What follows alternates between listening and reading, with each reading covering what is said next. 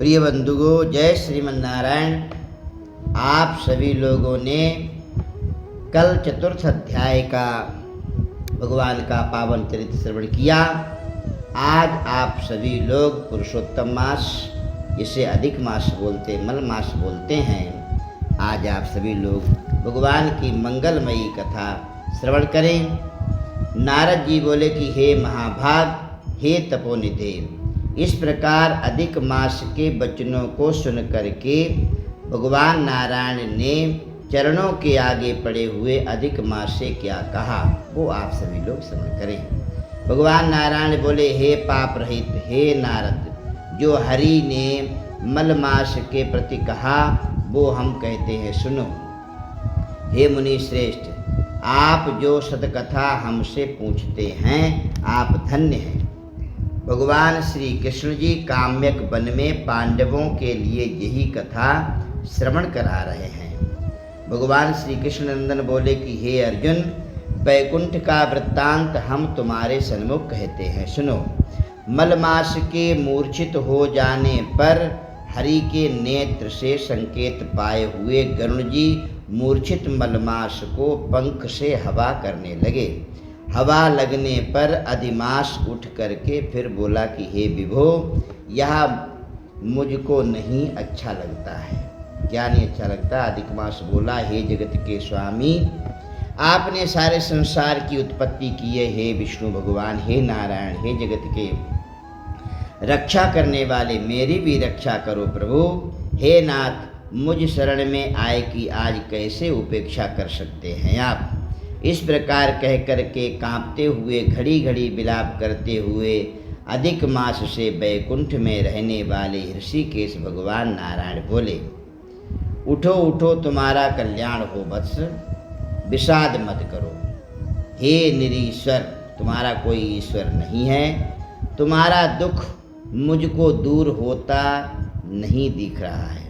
ऐसा कह करके प्रभु मन में सोच करके क्षण भर में उपाय निश्चय करके पुनः अधिक मास से बोले।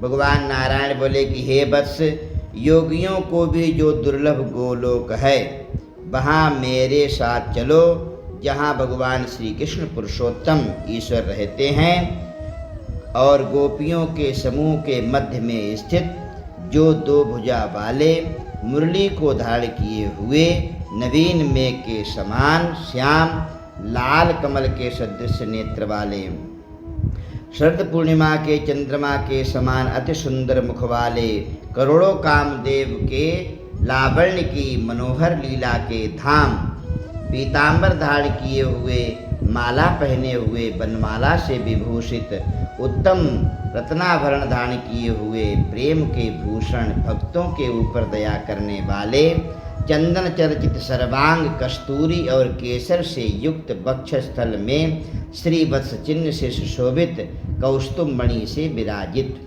श्रेष्ठ से श्रेष्ठ रत्नों के सार से रचित, किरीट वाले, कुंडलों से प्रकाशमान रत्नों के सिंहासन पर बैठे हुए, पार्षदों से घिरे हुए हैं, जो वही पुराण पुरुषोत्तम परब्रह्म हैं। वे सर्वतंत्र स्वतंत्र हैं, ब्रह्मांड के बीज, सबके आधार, परे से भी परे हैं। निष्प्रिय निर्विकार परिपूर्णतम प्रभु, माया से परे, सर्वशक्ति संपन्न, गुण रहित, नित्य शरीरी, ऐसे प्रभु जिस गोलोक में रहते हैं, वहाँ हम दोनों चलते हैं। वहाँ श्री कृष्णचंद्र तुम्हारा दुख दूर करेंगे। श्री नारायण बोले, ऐसा कह करके अधिमास का हाथ पकड़ करके हरि गोलोक के लिए गए। हे मुने, जहाँ पहले से प्रलय समय में वे अज्ञान रूप महाअंधकार को दूर करने वाले, ज्ञान रूप मार्ग को दिखाने वाले केवल ज्योतिष स्वरूप थे, जो करोड़ों सूर्यों के समान प्रभाव वाली, नित्य, असंख्य और विश्व की कारण थी, तथा उन स्वेच्छा में विभु की ही वो अतिरेक की चरम सीमा को प्राप्त थी। जिस ज्योति के अंदर ही मनोहर तीन लोक विराजित हैं, हे मुने, उसके ऊपर अविनाशी ब्रह्म की तरह गोलोक विराजित है। 3 करोड़ योजन का चौतरफा जिसका विस्तार है, ऐसा वो गौलोक धाम है। और मंडलाकार है, जिसकी आकृति है लहलहता हुआ साक्षात मूर्तिमान तेज का स्वरूप, और जिसकी भूमि रत्नमय है, योगियों द्वारा स्वप्न में भी अदृश्य, परंतु जो विष्णु के भक्तों से गम्य और दृश्य हैं। ईश्वर ने योग द्वारा जिसे धारण कर रखा है, ऐसा उत्तम लोक अंतरिक्ष में स्थित है। आदि व्याधि बुढ़ापा मृत्यु शोक भय आदि से रहित है। वहाँ पर कुछ भी नहीं सताता है। श्रेष्ठ रत्नों से भूषित असंख्य मकानों से सुशोभित है। उस गोलोक के नीचे 50 करोड़ योजन के विस्तार के भीतर दाहिने वैकुंठ और बाएं उसी के समान मनोहर शिवलोक स्थित है। 1 करोड़ योजन विस्तार के मंडल का वैकुंठ शोभित है। वहाँ सुंदर पीताम्बरधारी वैष्णव रहते हैं। उस वैकुंठ के रहने वाले सभी लोग शंख चक्र गदा और पद्म धारण किए हुए लक्ष्मी के सहित चतुर्भुज रूप से विराजमान होते हैं। उस वैकुंठ में रहने वाली स्त्रियां बजते हुए नूपुर और करधनी धारण की हुई है, सब लक्ष्मी के समान रूपवती हैं। गोलोक के बाएं तरफ जो शिवलोक है, उसका करोड़ योजन विस्तार है और वह प्रलय शून्य है। सृष्टि में पार्षदों से युक्त रहता है। बड़े भाग्यवान शंकर के गण जहाँ निवास करते हैं। और इसमें सावन का महीना चल रहा है और आप भगवान की मंगलमयी कथा श्रवण कर रहे हैं। प्रिय भक्तों, आप सभी लोग जो लोग कथा नहीं श्रवण कर पा रहे हैं, उनके लिए कथा शेयर करें।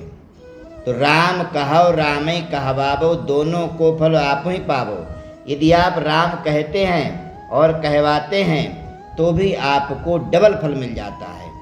इसलिए वीडियो के लिए लाइक करें, चैनल के लिए सब्सक्राइब करें और अधिक से अधिक लोगों तक कथा को भेजें, जिससे लोग कथा श्रवण करें तो आपको पुण्य की प्राप्ति, घर बैठे आपको पुण्य की प्राप्ति हो जाएगी।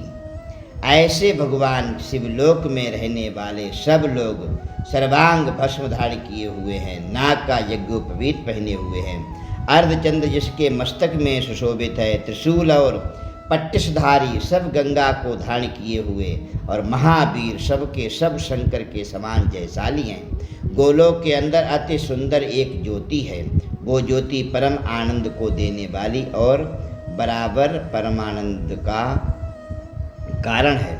योगी लोग बराबर योग द्वारा ज्ञान चक्षु से आनंद जनक निराकार और पर से परे उस ज्योति का ध्यान करते हैं। उस ज्योति के अंदर अत्यंत सुंदर एक रूप है, जो नील कमल के पत्तों के समान श्याम, लाल कमल के समान नेत्र वाले, करोड़ों शरद पूर्णिमा के चंद्र के समान शोभायमान मुख वाले, करोड़ों कामदेव के समान सौंदर्य की लीला का सुंदर धाम, 2 भुजा वाले मुरली हाथ में लिए हुए, मंदहास से युक्त पीतांबर धारण किए हुए, श्रीवत्स चिन्ह से सुशोभित वक्षस्थल वाले, कौस्तुभ मणि से सुशोभित, करोड़ों उत्तम रत्नों से जटित चमचमाते किरीट और कुंडलों को धारण किए हुए, रत्न के सिंहासन पर विराजमान, वनमाला से सुशोभित वही श्री कृष्ण नाम वाले पूर्ण परब्रह्म परमात्मा हैं और अपनी इच्छा से ही संसार को नचाने वाले हैं। सबके मूल कारण, सबके आधार और सबसे परे हैं। भृकुट विलास सृष्टि लय हुई, भगवान के इशारे मात्र से सृष्टि प्रलय और पालन पोषण हो रहा है। छोटी अवस्था वाले निरंतर गोप वेश को धारण किए हुए, करोड़ों पूर्ण चंद्रमा की शोभा से अलंकृत भगवान ऐसे निष्प्रिय विकार रहित परिपूर्णतम स्वामी रास मंडप के बीच में बैठे हुए शांत स्वरूप रास के स्वामी, मंगल स्वरूप, मंगल करने के योग्य समस्त मंगलों के भी मंगल है। मंगलम भगवान विष्णु, मंगलम गरुड़ध्वजा, मंगलम पुंडरीकाक्ष, मंगलायतनो हरि। भगवान मंगल को भी मंगल कर देते, विशेष मंगल करते। और अमंगल को भी मंगल करने वाले हैं। ऐसे पूर्ण परब्रह्म परमात्मा परमानंद के राजा, सत्य स्वरूप, कभी भी नाश ना होने वाले, विकार रहित, समस्त सिद्धों के स्वामी, संपूर्ण सिद्धि के स्वरूप और अशेष सिद्धियों के दाता, कोई शेष कुछ रह ही नहीं जाता है। जब भगवान की शरणागति जीव हो जाता है तो कुछ भी शेष नहीं रहता है। सर्वधर्मान परित्यज्य माम एकम शरणम व्रज। माया से रहित, ईश्वर गुण रहित, नित्य शरीरी, आदि पुरुष, अव्यक्त, अनेक हैं नाम जिनके, अनेकों द्वारा स्तुत किए हुए जाने वाले, नित्य स्वतंत्र, अद्वितीय, शांत स्वरूप, भक्तों को शांति देने के परायण ऐसे परमात्मा के स्वरूप को शांति प्रिय, शांत और शांति परायण जो विष्णु भक्त हैं वे ध्यान करते हैं। ध्यानावस्थितगतेन मनसा पश्यन्ति यमि योगिनो। इस प्रकार के स्वरूप वाले भगवान कहे जाने वाले वही एक आनंद कंद श्री कृष्णचंद्र हैं। भगवान नारायण बोले, ऐसा कहकर के भगवान सत्य स्वरूप विष्णु अधिमास को साथ में लेकर के शीघ्र ही परब्रह्म युक्त गोलोक मंडल में पहुँचे। सूत जी बोले, ऐसा कहकर के सत्य क्रिया को ग्रहण किए हुए नारायण मुनि के चुप हो जाने पर आनंद सागर पुरुषोत्तम से विविध प्रकार की नई कथाओं को सुनने की इच्छा रखने वाले नारद मुनि उत्कंठा पूर्वक बोले। क्या बोले? क्योंकि नारद जी तो भगवान के परम भक्त हैं। भगवान की लीलाओं को सुन सुन करके उनका मन और पेट भरता नहीं है, इसलिए नई नई कथाओं के लिए भगवान से पूछते हैं। भगवान नारायण उनके लिए कथा श्रवण कराते रहते हैं। प्रिय बंधुओं, आगे की कथा आपके लिए कल श्रवण कराई जाएगी। इति श्री बृहत् नारदीय पुराणोत्तम मास महात्म्ये विष्णुर गोलोक गमने पंचमो अध्यायः समाप्तः। 5वें अध्याय की कथा आप लोगों ने श्रवण की। बोलिए पुराण पुरुषोत्तम भगवान की जय।